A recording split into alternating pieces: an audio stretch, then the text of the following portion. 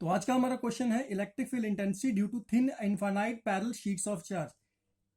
अगर मैं एक शीट को लेता हूं और वहां पर चार्जेस को देखता हूं तो हमने पहले ही इस तरह क्वेश्चन कर दिया है जिसमें हमने निकाला था कि इसकी वजह से इलेक्ट्रिक फील्ड की डायरेक्शन कुछ इस तरफ होगी और वैल्यू आएगी हमारे पास sigma upon two epsilon naught. पर मान लीजिए आपके पास एक नहीं अब दो शीट्स हैं।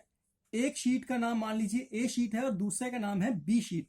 तो आप क्या कर सकते हैं, आप पहला नंबर माने क्योंकि चार्जेस यहां पे माने ज्यादा है और यहां पे माने कम है, तो बोले कि इसका सरफेस चार्ज डेंसिटी अलग है और इसका सरफेस चार्ज डेंसिटी अलग है। दूसरे नंबर पे आप ये ले सकते हैं कि माने कि इसकी वजह से जो इलेक्ट्रिक फील्ड है उसे आप E1 कहते हैं और इसकी वजह से बी प्लेट की वजह से जो इलेक्ट्रिक फील्ड इसे हम क्या कह सकते हैं, E2 कह सकते हैं।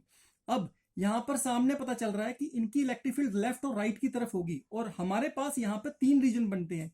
एक बनता है फर्स्ट रीजन, एक बनता है सेकंड रीजन और एक बनता है हमारे पास थर्ड रीजन। और क्योंकि अब मैं ए शीट की बात करूंगा तो इसकी वजह से जो इलेक्ट्रिक फील्ड है वो लेफ्ट में यहां पर E1 कुछ इस तरह से आएगा, राइट में इसकी वजह से इलेक्ट्रिक फील्ड जो है कुछ इस तरह से आएगी और यही ए शीट की वजह से थर्ड रीजन में जो इलेक्ट्रिक फील्ड है वो यहां पर कुछ इस तरह करके आएगी। अब जब मैं बात करूं बी शीट की, तो बी शीट की वजह से जो इलेक्ट्रिक फील्ड है वो भी लेफ्ट और राइट की तरफ होगी। अब लेफ्ट की तरफ होगी जो वो कुछ E2 बी की वजह से जो आती कुछ इस तरह से आएगी और यहां पर कुछ E2 इस तरह से आएगी और यहां पर अगर मैं बात करूं तो यहां पर E2 कुछ इस तरह से आएगी। अब एक एक करके हम तीनों रीजन को लेंगे, तो बात करते हैं सबसे पहले रीजन फर्स्ट की। और मैं फर्स्ट रीजन में देखता हूं कि फर्स्ट रीजन में आपकी इलेक्ट्रिक फील्ड ए की वजह से और बी की वजह से, ए की वजह से E1 जो बी की वजह से E2, दोनों ही नेगेटिव एक्स एक्सिस की तरफ है। तो मेरे पास टोटल इलेक्ट्रिक फील्ड आती है -E1 एंड -E2, क्योंकि दोनों ही लेफ्ट की तरफ है, दोनों की डायरेक्शन कहां है, माइनस और माइनस।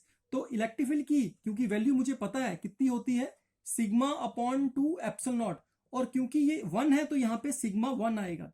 वैसे ही sigma 2 upon two epsilon naught, यहां पे E2 की वैल्यू आएगी। और अगर मैं इसमें से -1 अपॉन टू एप्सिलॉन नॉट को कॉमन लेता हूं तो मेरे पास फर्स्ट रीजन की जो इलेक्ट्रिक फील्ड है वो आती है -1 upon two epsilon not sigma 1 plus sigma 2। तो इसे मैं इक्वेशन नंबर फर्स्ट करके भी लिख सकता हूं। अब बात आती है रीजन सेकंड की। तो इसी तरह से जब मैं निकालूंगा तो रीजन सेकंड की बात जब करूं तो मुझे दिख रहा है कि E2 तो मेरा नेगेटिव की तरफ है, नेगेटिव एक्सिस की तरफ, पर E1 मेरा पॉजिटिव की तरफ। तो मैं इसे लिखूंगा E1 को पॉजिटिव और माइनस ऑफ E2। और जब मैं इनकी वैल्यूज को सब्स्टिट्यूट करता हूं तो मेरे पास आता है यहां पर सिग्मा 1/2 एप्सिलॉन नॉट, यहां पर minus sigma 2 upon two epsilon not, और यहां पर भी मैं जब कॉमन लूंगा तो मेरे पास आएगा 1 अपॉन टू एप्सिलॉन नॉट और बीच में आएगा सिग्मा 1 साथ में माइनस सिग्मा 1 माइनस सिग्मा 2। तो ये मेरे पास आती है सेकेंड रीजन की इलेक्ट्रिक फील्ड, जिसको मैं इक्वेशन नंबर सेकेंड कह सकता हूं। वैसे ही अगर मैं रीजन थर्ड में टोटल इलेक्ट्रिक फील्ड निकालता तो मेरे पे मुझे दिखता है सामने कि इन दोनों की डायरेक्शन पॉजिटिव एक्सिस की तरफ है।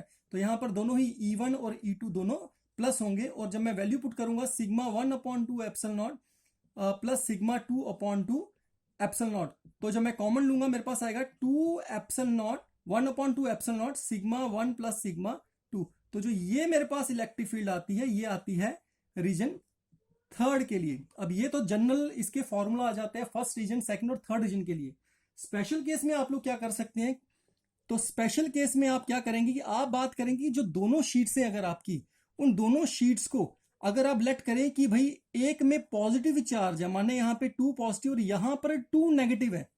अगर यहां पे 4 पॉजिटिव यहां पे 4 नेगेटिव है, तो मतलब दोनों की डेंसिटी बराबर हुई, सरफेस चार्ज डेंसिटी बराबर हुई। बस इतना सा अंतर कि यहां पर जो ए शीट थी उसमें sigma 1 is equal to positive of sigma, और यहां पर जो बी शीट थी वहां पे sigma 2 is equal to negative of sigma.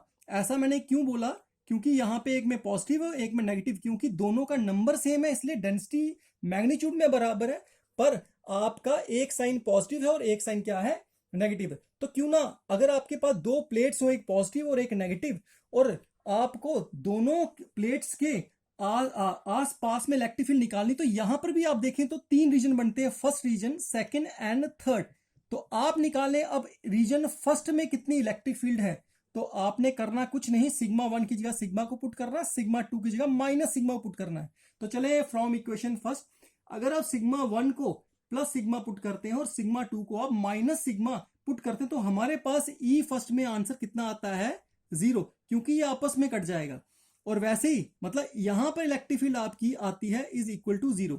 वैसे ही अगर मैं ई सेकंड रीजन की बात करूं इक्वेशन नंबर सेकंड में, तो मैंने यहां पर जब सिग्मा 1 को मैंने सिग्मा पुट किया और सिग्मा 2 को मैंने माइनस सिग्मा पुट किया, तो मैं देखता हूं मेरे पास क्या आंसर आता है, सिग्मा 1 की जगह सिग्मा और minus of sigma 2 means minus sigma, तो माइनस और माइनस क्या हो जाएगा, इधर प्लस हो जाएगा। तो मेरे पास आकर आंसर कितना आएगा, सिग्मा अपॉन एप्सिलॉन नॉट। तो ये वैल्यू मेरे पास आती है electric field at second region, मतलब यहां पर दो प्लेट्स के बीच में आपकी इलेक्ट्रिक फील्ड सिग्मा अपॉन 2, आपकी दो प्लेट्स के बीच में इलेक्ट्रिक फील्ड कितनी आती है, सिग्मा अपॉन एप्सिलॉन नॉट आती है। पर जब मैं बात करूंगा थर्ड रीजन की, तो वहां पर जब मैं इक्वेशन नंबर थर्ड में पुट करूंगा, देखता हूं सिग्मा 1 को सिग्मा पुट करूं, सिग्मा 2 को माइनस सिग्मा पुट करूं, तो ये दोनों ही आपस में कैंसिल होकर यहां पर भी 0 आता है। तो अगर मैं इसको आपको फिर से समझाने की कोशिश करूं, तो ये आपके बहुत काम आने वाला है जब आप फोर्थ सब यूनिट पढ़ते हैं कैपेसिटर, क्योंकि वहां पर आप लोग देखेंगे जो कैपेसिटर की जो दो प्लेट्स हैं उसके इलेक्ट्रिक फील्ड आप जो बीच में पढ़ेंगे वो कितनी आएगी, सिग्मा अपॉन एप्सिलॉन नॉट।